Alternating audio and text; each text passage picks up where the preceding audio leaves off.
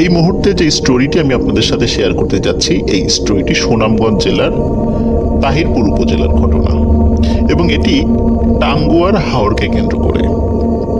টাঙ্গুয়ার হাওরের একটি গ্রাম রয়েছে, সেই গ্রামটির নাম হচ্ছে রূপনগর। এই রূপনগর গ্রামের পাশে আরেকটি গ্রাম ছিল, সেই গ্রামটির নাম কি আমি সেটা জানতে পারিনি, কারণ অনেকেই সেটা বলতে পারেনি। তবে একজন বোটম্যান মানে মাঝি এই স্টোরিটি আমাদের সাথে শেয়ার করেছিল। এই স্টোরিটি ওই মাঝিকে বলেছিল তার দাদা যখন ছোট ছিল তখন তিনি এই বিষয়টি দেখেছিলেন এবং খুব চমৎকারভাবে বিষয়টি বর্ণনা করেছিলেন। তিনি যেভাবে বর্ণনা করেছিলেন তার নাতির কাছে বা এই বোটম্যানের কাছে, এবং এই বোটম্যান আমাদেরকে যেভাবে বলেছে, আমি চেষ্টা করছি সেভাবে আপনাদের সামনে উপস্থাপন করার জন্য। ঘটনাটি অনেক আগের, আসলে এটা যে এক্সাক্ট কত সালের ঘটনা এটি সেই বোটম্যান ভালো করে বলতে পারেনি। তবে সে এতটুকু বলেছে যে তার দাদা যখন ছোট ছিল, বয়স 12-13 ছিল, সেই সময়ের ঘটনায় ছিল এটি। তার দাদা মারা গেছে আজ থেকে আরো বহু বছর আগে। ধারণা করা হয় ঘটনাটি প্রায় 100 বছরেরও বেশি পুরনো হবে। তো যাই হোক, কিন্তু এক্সাক্ট সময়টা বা আসলে কতদিনের পুরনো সেটা বলা যাচ্ছে না, তবে এটা অনেক পুরনো। যাকে কেন্দ্র করে এই ঘটনাটির সূত্রপাত, তার প্রকৃত নাম হচ্ছে হারুন, কিন্তু লোকে সবাই তাকে মোটু পাগল বলে চিনত। বয়স ছিল কম, কিন্তু অদ্ভুত ব্যাপার হচ্ছে যে এই হারুন বা মোটু পাগল সে খুব চমৎকার করে হাসতে পারত। তার হাসি দেখে যে কোনো পাষাণ হৃদয় গলে যেতে বাধ্য ছিল। সবাই তাকে পছন্দ করত, কিন্তু ওর একটি সমস্যা ছিল, সেটি হচ্ছে ও একটু অটিস্টিক ছিল। ও কারোর সাথে সেভাবে মিশতো না। বাচ্চারা যখন খেলতো ও পাশে বসে খেলা দেখতো এবং ও শুধু হাসতো। বাচ্চারা ওর হাসিকে খুব পছন্দ করত। তো ওরা যেটা করত, পেয়ারা, আম, কাঁঠাল, লিচু, বিভিন্ন ফলমূল এনে ওই মোটু পাগলকে খেতে দিত। মোটু পাগলও খুব সাদরে সেটা গ্রহণ করত। এভাবেই চলছিল। মোটু পাগলের বয়স যখন মানে খুব 2-3, তখন থেকেই কিন্তু এরকম সুন্দর হাসি সে দিত। আস্তে আস্তে যখন বড় হতে থাকে তখন সে দেখতো সবাই দেখতো সে শুধু হাসে, তেমন কোনো কথা বলে না, যার কারণে ওর ভিতরে ওই অটিজমের বিষয়টাও প্রকাশ পায়। যাই হোক, মোটু পাগলের বয়স যখন 10 কি 11, সেই সময় একটি অদ্ভুত বিষয় পরিলক্ষিত হয়। কোনো একদিন মোটু পাগল সকাল থেকে আর হাসে না। কি হয়েছে, কেন হয়েছে, কেউ কিছু বুঝতে পারে না। মোটু পাগল আর হাসে না। মোটু পাগল কিন্তু বোবা ছিল না, টুকটাক কথা বলতো, কিন্তু খুব প্রয়োজন ছাড়া কারোর সাথে কথা বলতো না। অদ্ভুত ব্যাপার হচ্ছে যে মোটু পাগল যতটুকু প্রয়োজন মানে কথা বলতো সেটাও খুব কমিয়ে দিয়েছিল। কিন্তু সে প্রতিদিনের মতো মাঠে যেত, বন্ধুদের খেলা দেখতো। তো বন্ধুরা যখন খেয়াল করলো যে মোটু পাগল আর হাসছে না, তখন বন্ধুরা কাছে এসে বলতো, কি মোটু পাগল, হাসিস না কেন? তো এইভাবে বলতো, কিন্তু মোটু পাগল কোনো উত্তর দেয় না। মোটু পাগলকে তার বন্ধুরা আগের মতোই বিভিন্ন ফলমূল নিয়ে এসে খেতে দেয়, কিন্তু মোটু পাগল সেটি খুব একটা গ্রহণ করে না। কখনো কখনো 1-2টা গ্রহণ করতো কোনো ফলমূল, কিন্তু অধিকাংশ সময় সে সেটা গ্রহণ করতো না, চুপ করে বসে থাকতো।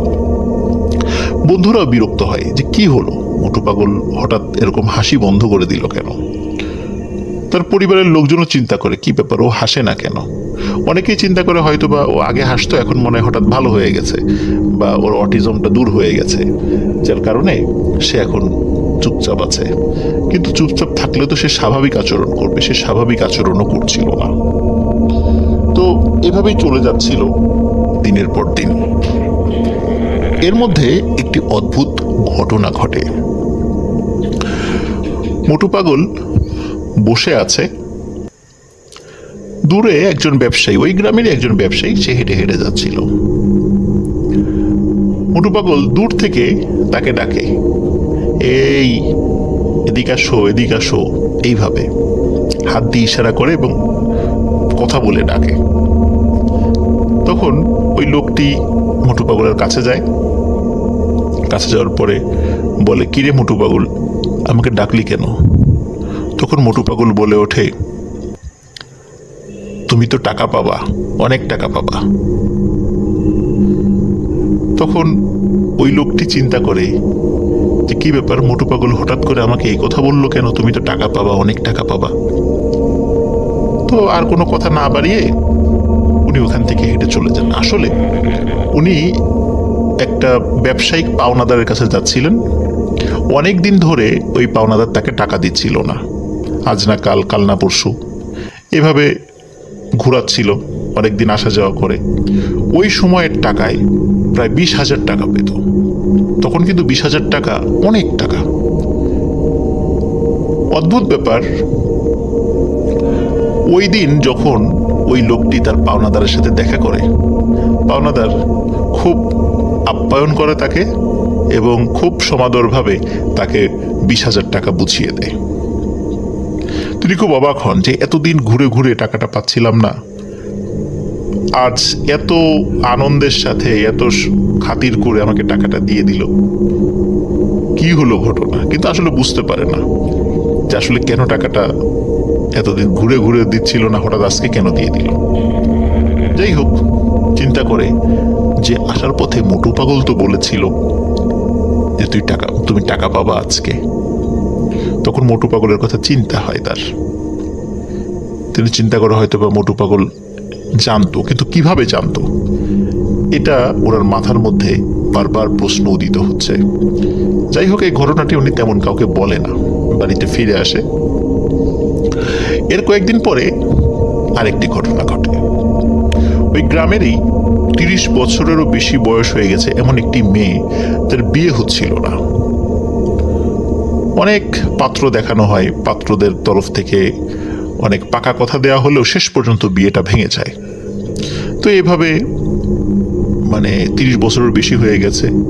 গ্রামের অনেক মানুষ তাকে আই বুড়ো মেয়ে বলে ঠাট্টা তামাশা করে, খোঁটা দেয়, কটাক্ষ করে। মেয়েটির মনে অনেক কষ্ট ছিল। একদিন মেয়েটি পাশ দিয়ে হেঁটে যাচ্ছিল, ঠিক মোটু পাগলের পাশ দিয়ে। মোটু পাগল বলে, এই তোর তো বিয়ে হবে, খুব তাড়াতাড়ি বিয়ে হবে। তখন মেয়েটি বলে, আরে মোটু পাগল, 30 বছরের উপরে বয়স হয়ে গেল, কত শত শতবার পাত্রদের সামনে বসতে হলো, বিয়ে হলো না, কত পাকা কথা হয়ে গেল, বিয়ে হলো না, আজ তুই বলছিস আমার বিয়ে হবে, এই তামাশা তুই আমার সাথে করতে পারলি? এই বলে সে চলে যায়।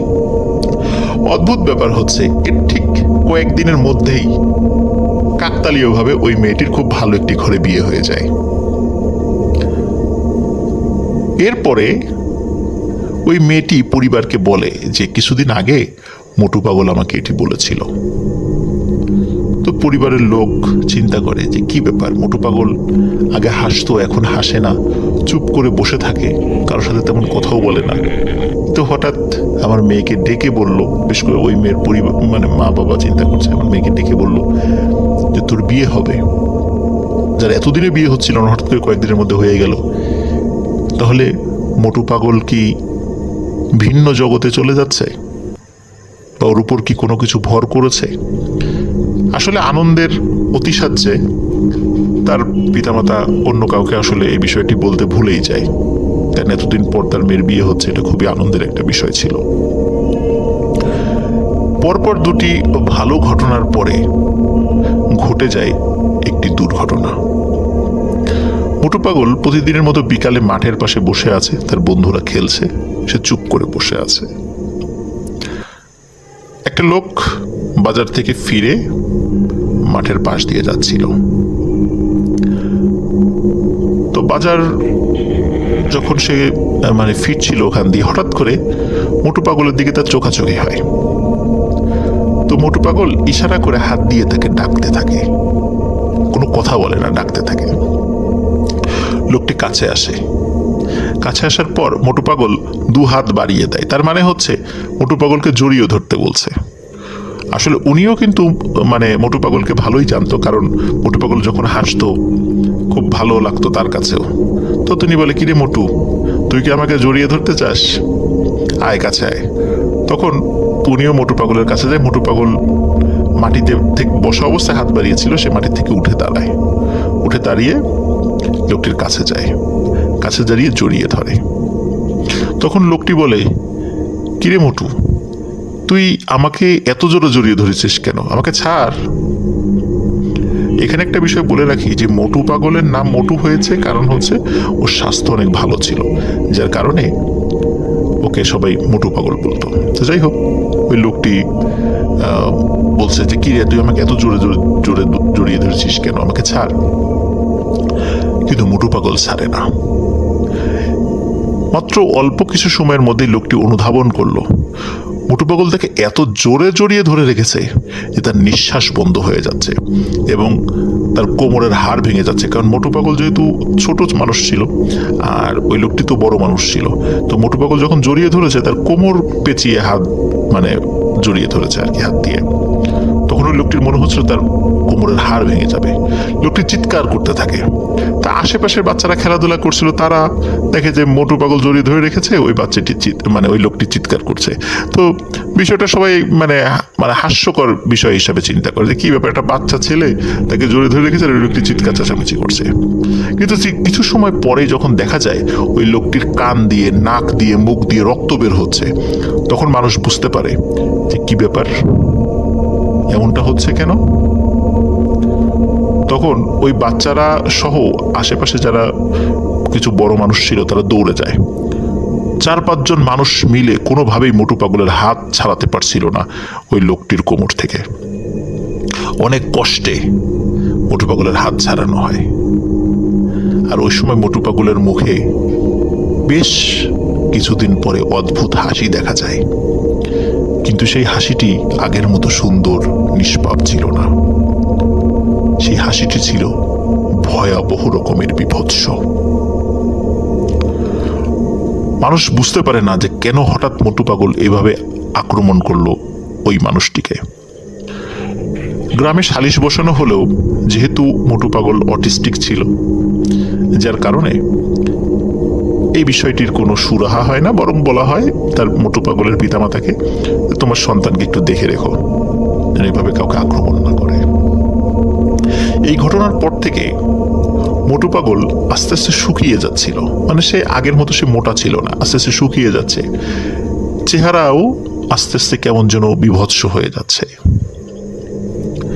এর মধ্যে এক অদ্ভুত ঘটনা ঘটে। টাঙ্গুয়ার হাওরে তখন বর্ষাকাল নেমে এসেছে, চারিদিকে থই থই পানি। আর এই থই থই পানিতে টাঙ্গুয়ার হাওরে যতগুলো গ্রাম রয়েছে সেই গ্রামের মানুষরা প্রত্যেকে মাছ ধরে। এক একটি নৌকা নির্দিষ্ট একটি ছোট্ট জায়গা নিয়ে মাছ ধরে, অন্য একটি নৌকা সাধারণত সেই জায়গার মধ্যে আসে না। এইভাবেই তারা মিলেমিশে মাছ ধরে। একদিন মোটু পাগলদের বা হারুন যে নাম, ওদের পাশের প্রতিবেশী, সে নৌকায় মাছ ধরছিল, সাথে আরো কয়েকজন ছিল। আকাশে চাঁদের আলো ছিল। চাঁদের আলো যখন হাওরের পানির উপর পড়ছিল, এক অদ্ভুত সৌন্দর্য অনুভূত হচ্ছিল। তখন হঠাৎ নৌকায় থাকা একজন লোক অন্যদেরকে বলে ওঠে, এই দেখ দেখ, পানির উপর দিয়ে কে যেন হেঁটে আসছে। সবাই বলে, আরে ধুর, তুই কি নেশা টেশা করেছিস নাকি, পানির উপর দিয়ে কি হেঁটে আসবে? বলে, না না, দেখ, ভালো করে দেখ। সবাই দেখে, সত্যিই তো চাঁদের আলোতে স্পষ্টভাবে দেখা যাচ্ছে কোন একটা 10 কি 12 বছর বয়সী বাচ্চা ছেলে পানির উপর দিয়ে হেঁটে হেঁটে আসছে। ওরা খুব অবাক হয় এবং ভয়ও পায়, কারণ পানির উপর দিয়ে তো হেঁটে হেঁটে স্বাভাবিকভাবে কোনো মানুষ আসতে পারে না।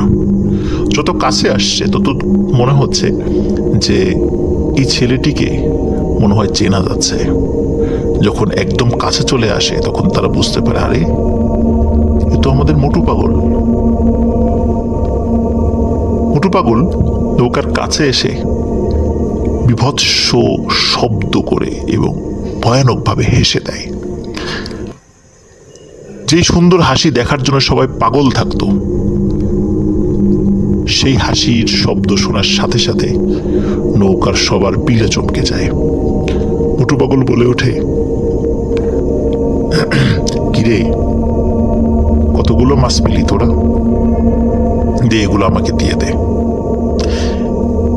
এই কথা বলার সাথে সাথে মোটু পাগল 2 হাত দিয়ে নৌকাটি চেপে ধরে এবং চেপে ধরে নৌকাটি পানি থেকে উঁচু করে একদম সোজা করে ফেলে, সোজা করে পানির মধ্যে নামিয়ে দেয়, মানে ডুবিয়ে দেয়।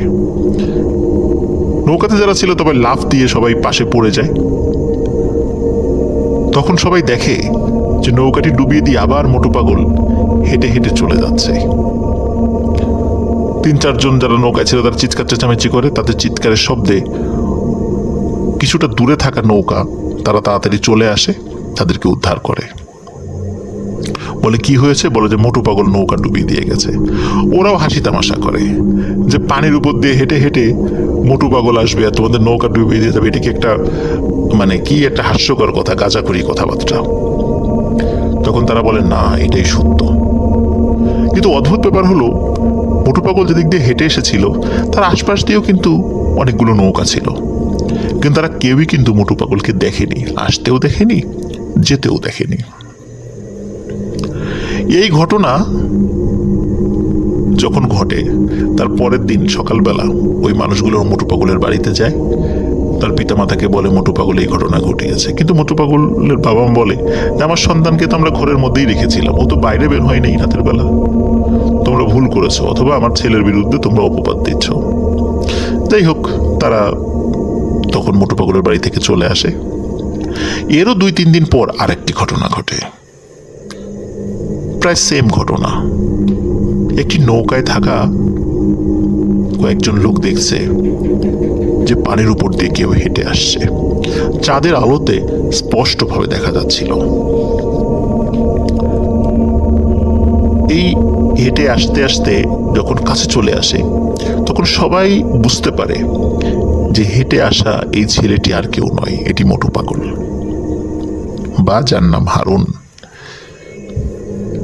সে এসে কোনো ধরনের কথাবার্তা না বলেই 2 হাতে নৌকাটিকে মাথার উপরে তুলে নেয় এবং মাথার উপরে তুলে নিয়ে নৌকাটিকে চতুর্দিকে ঘোরাতে থাকে।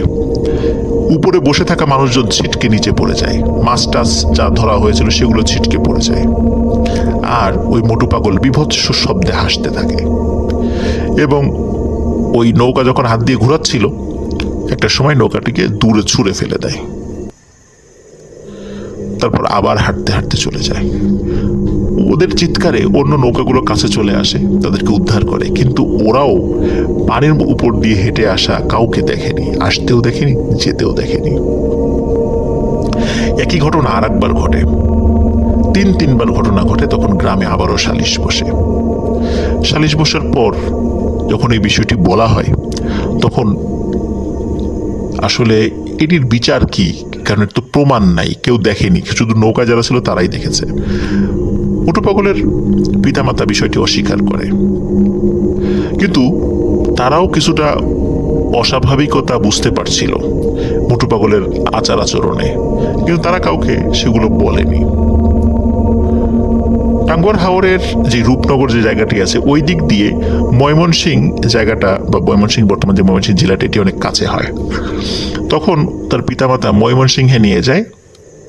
ওই সময় কিন্তু এরকম ডাক্তার ছিল না, ভালো একটি কবিরাজের সন্ধান পায়, সে কবিরাজের কাছে নিয়ে যায়। তো কবিরাজ তার পিতামাতাকে বলে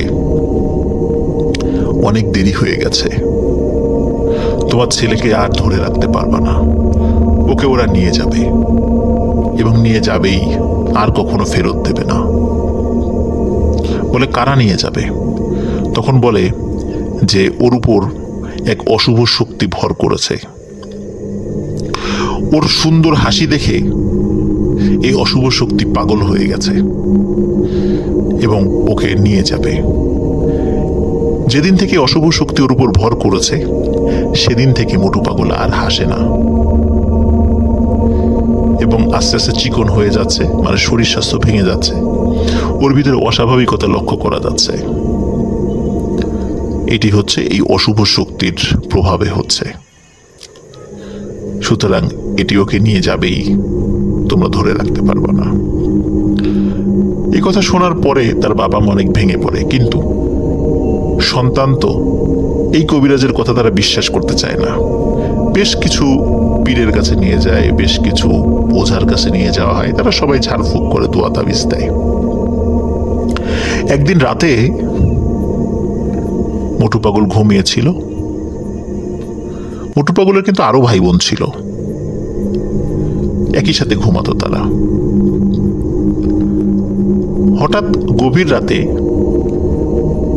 ওর সাথে থাকা যে ভাই বোনেরা ছিল ঘুমিয়েছিল, তাদের চিৎকারে বাড়ির সবাই জেগে ওঠে। বাবা মা যখন ওদের রুমে যায়, গিয়ে বলে কি হয়েছে, বলে যে হারুন ভাই তো নাই, হারুন ভাই কোথায় গেল। ওরা বলে যে ঘরের মধ্যে অদ্ভুত একটা শব্দ শুনেছিল, তারপর থেকে আর হারুনকে পাওয়া যাচ্ছে না।